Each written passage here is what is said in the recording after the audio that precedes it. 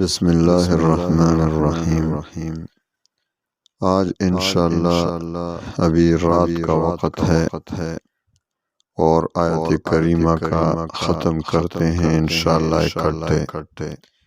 جو بھی اس کو سنے گا انشاءاللہ آخر میں دعا بھی ہوگی، مکمل سنیں انشاءاللہ۔ تمام مشکلات، تمام پریشانیاں، خواہ کوئی بھی پریشانی ہو انشاءاللہ اس ختم کے سننے کے بعد، دعا کرنے کے بعد انشاءاللہ آپ کی تمام مشکلات ختم ہو جائیں گی۔ تو آیت کریمہ کو ہم 100 مرتبہ انشاءاللہ پڑھیں گے، اس کا ختم کریں گے اور آخر میں دعا ہوگی انشاءاللہ۔ آپ کا جو بھی مقصد ہو، آپ کے دل میں جو بھی حاجت ہو، اسی ارادے سے پڑھیں انشاءاللہ۔ اور جب بھی آپ کو کوئی کسی قسم کا کوئی حاجت درپیش ہو، اس ختم کو سنا کرے اسی نیت سے انشاءاللہ۔ جس نیت سے آپ سنیں گے وہی حاجت آپ کی پوری ہو جائے گی انشاءاللہ۔ تو شروع کرتے ہیں اللہ کے نام سے جو بہت کریم ذات ہے۔ انشاءاللہ کسی مسلمان کی دعا رد نہیں ہوتی، اور خصوصاً ابھی رات کا وقت ہے، اس وقت تو دعا انشاءاللہ۔ اور پھر اس وسیلے سے جو ہم مانگ رہے ہیں آیت کریمہ کی برکت سے، جس کی برکت سے حضرت یونس علیہ السلام کو اللہ نے مچھلی کے پیٹ کے اندھیروں سے، سمندر کے اندھیروں سے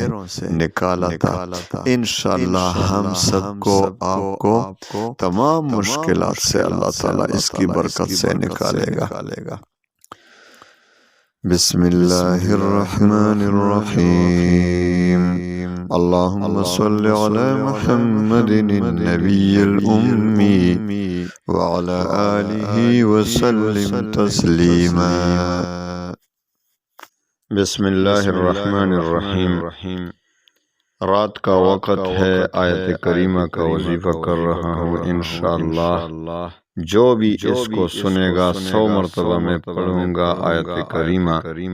جو بھی سنے گا انشاءاللہ ان کے تمام مشکلات اللہ تعالیٰ دور فرمائے گا۔ اللہ تعالیٰ دنیا و آخرت میں اس کو خوشیاں عطا فرمائے گا،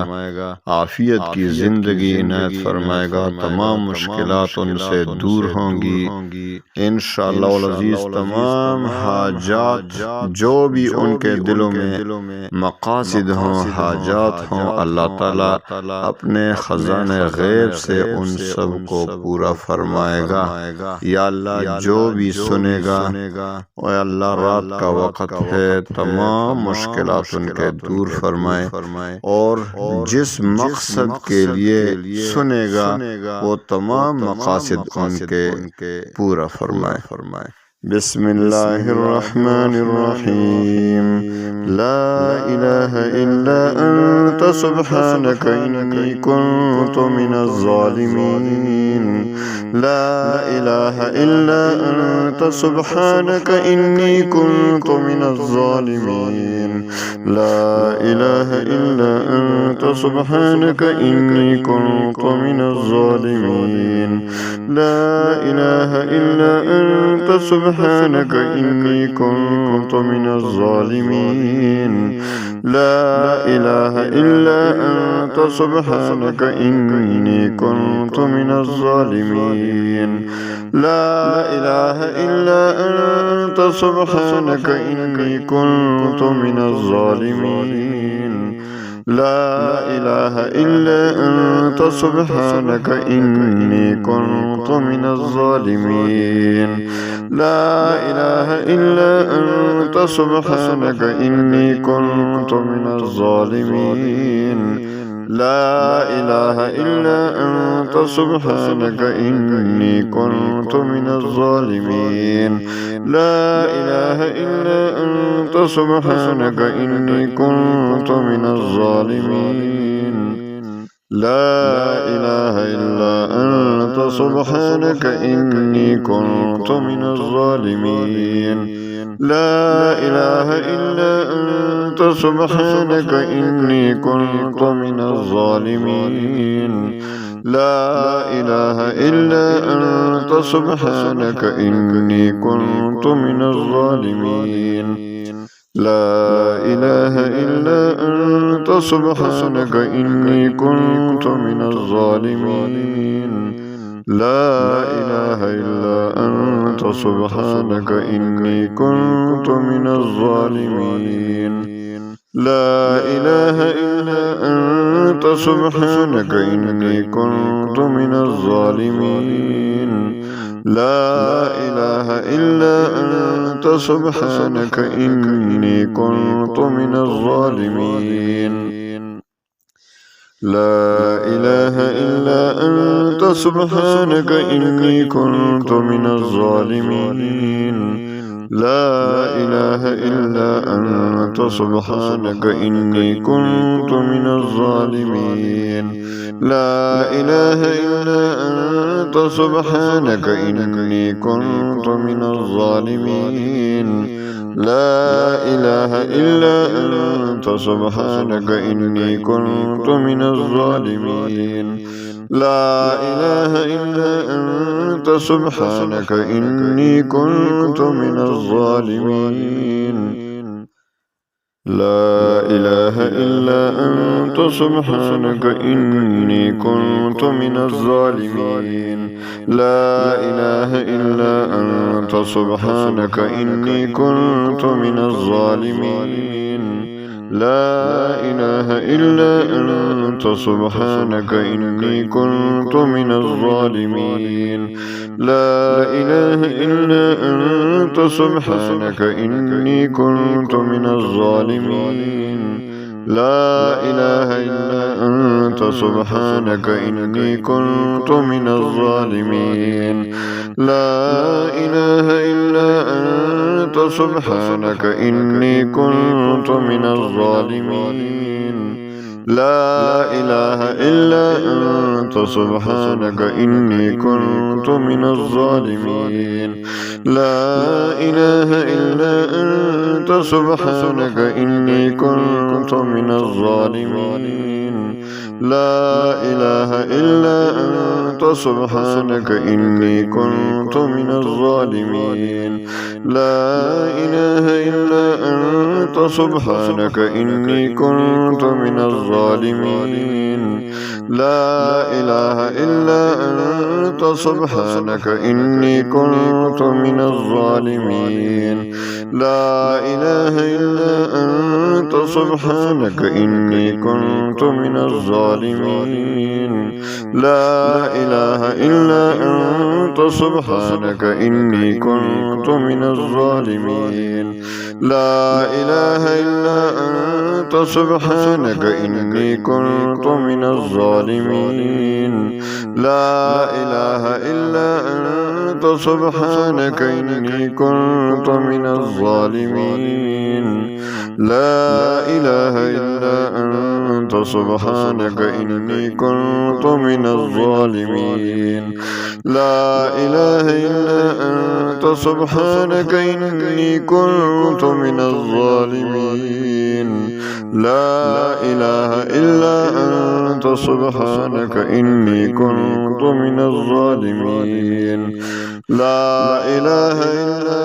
أنت سبحانك إني كنت من الظالمين لا إله إلا أنت سبحانك إني كنت من الظالمين لا إله إلا أنت سبحانك إني كنت من الظالمين لا إله إلا أنت سبحانك إني كنت من الظالمين لا إله إلا أنت سبحانك إني كنت من الظالمين لا إله إلا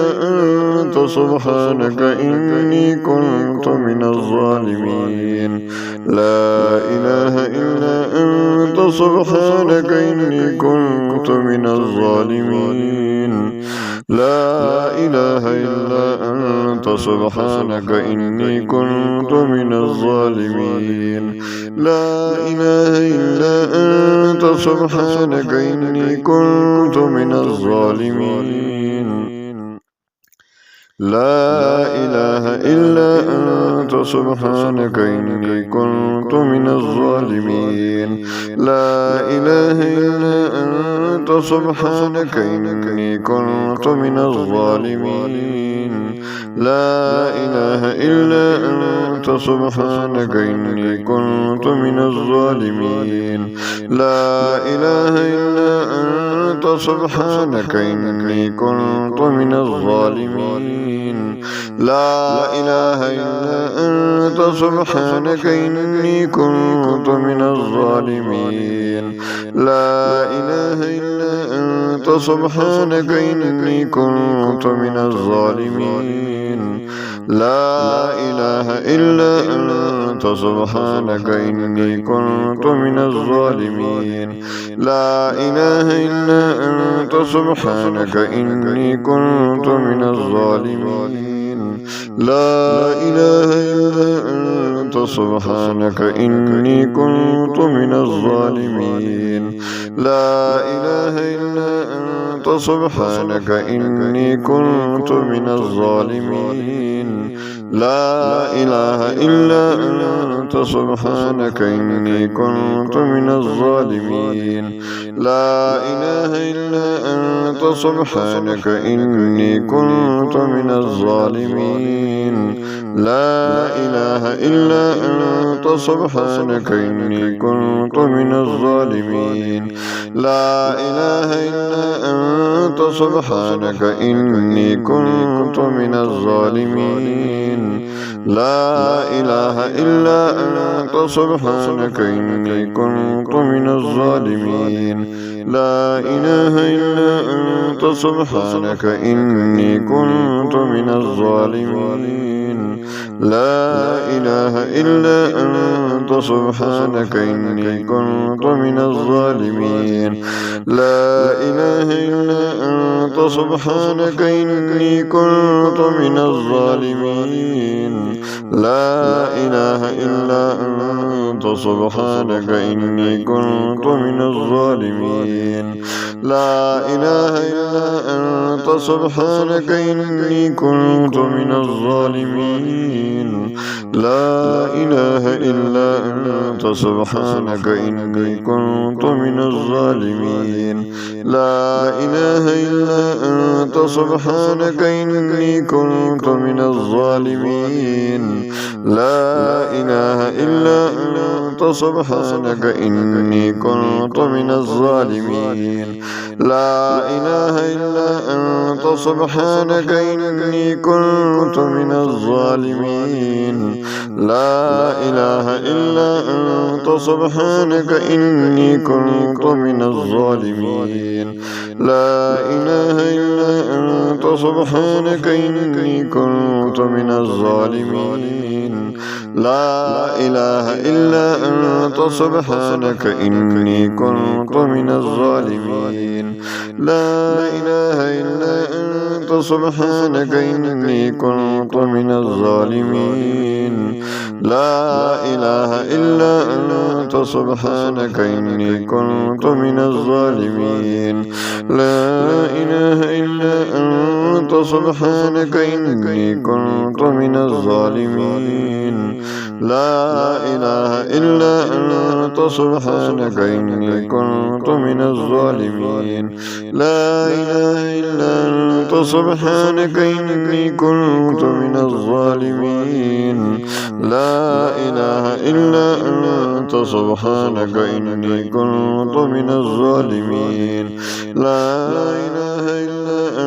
أنت سبحانك إني كنت من الظالمين لا إله إلا أنت سبحانك إني كنت من الظالمين لا إله إلا أنت سبحانك إني كنت من الظالمين لا إله إلا أنت سبحانك إني كنت من الظالمين لا إله إلا أنت سبحانك إني كنت من الظالمين لا إله إلا أنت سبحانك إني كنت من الظالمين لا إله إلا أنت سبحانك إني كنت من الظالمين لا إله إلا أنت سبحانك إني كنت من الظالمين لا إله إلا أنت سبحانك إني كنت من الظالمين لا إله إلا أنت سبحانك إني كنت من الظالمين لا إله إلا أنت سبحانك إني كنت من الظالمين لا إله إلا أنت سبحانك إني كنت من الظالمين لا إله إلا أنت سبحانك إني كنت من الظالمين لا إله إلا أنت سبحانك إني كنت من الظالمين لا إله إلا أنت سبحانك إني كنت من الظالمين لا إله إلا أنت سبحانك إني كنت من الظالمين لا إله إلا أنت سبحانك إني كنت من الظالمين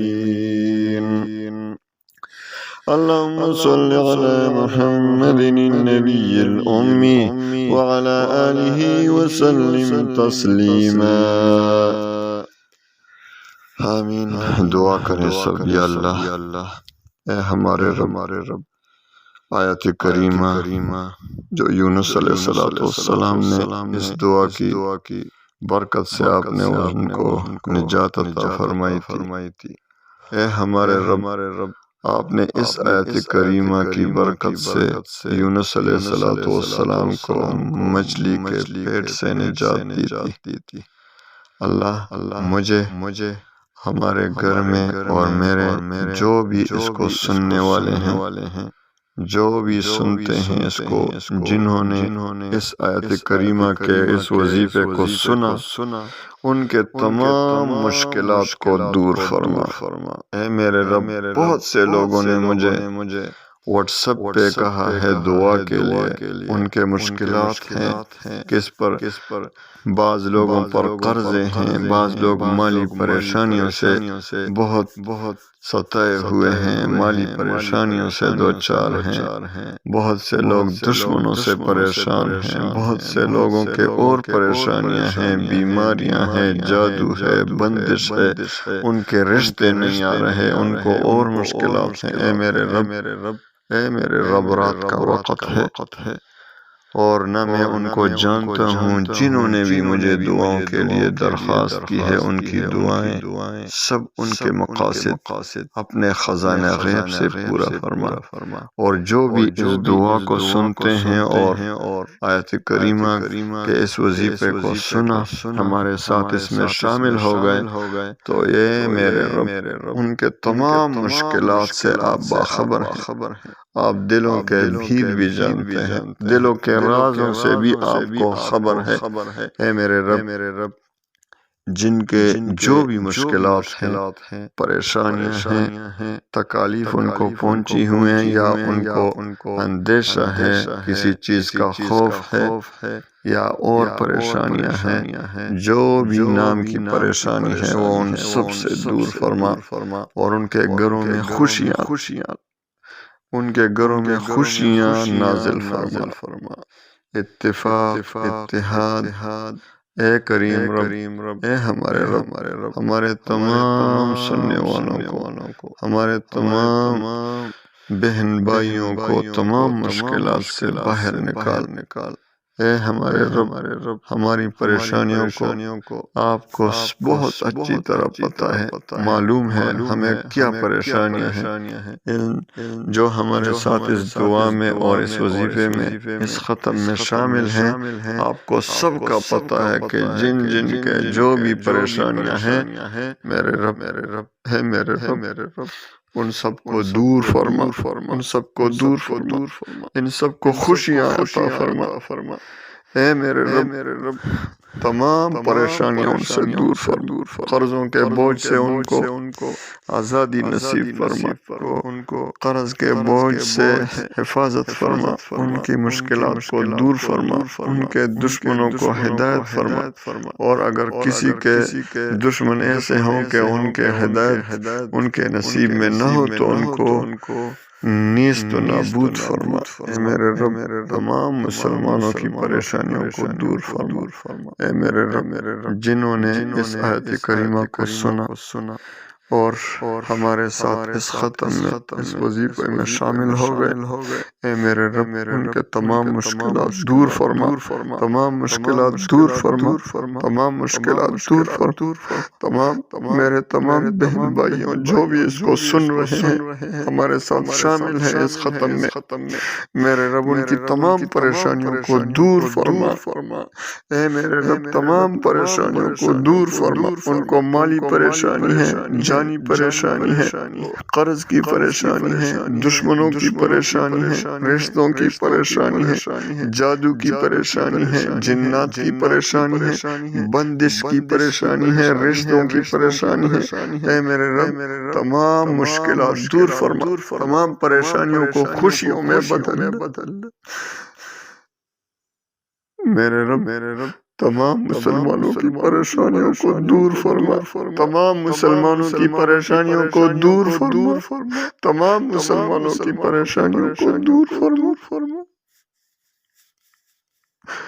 آمین ثم آمین۔ وصلی اللہ تعالی علی خیر خلقہ ونور عرشہ محمد وآلہ واصحابہ اجمعین برحمتک یا ارحم الراحمین۔